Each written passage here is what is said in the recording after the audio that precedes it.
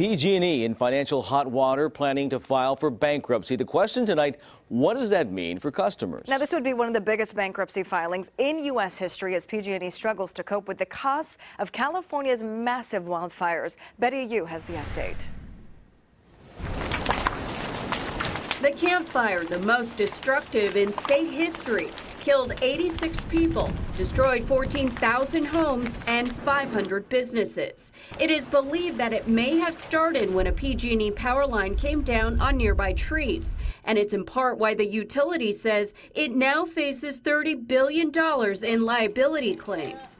Fire investigators also found that PG&E was the cause of at least 17 major Northern California fires in 2017. PG&E opted to jump the gun and to use bankruptcy as a weapon as a way to resolve these claims. It's most unfortunate and horribly disappointing to the thousands of people who have been impacted. Attorney Frank Petrie and his firm represent more than 600 victims from the Camp and Wine Country wildfires in lawsuits against the utility. They will get justice. If I or any of the lawyers who represent these victims have anything to say, they will get justice. But in this case, going through bankruptcy is a delay of justice. The Chapter 11 process will allow PG&E to pay for damages, shed some of its debt, and stay in business. It sounds like it's not going to have an immediate impact on bills. Former CPUC Commissioner Catherine Sandoval says PG&E is in a credit crisis and doesn't have enough money to keep it going for very long.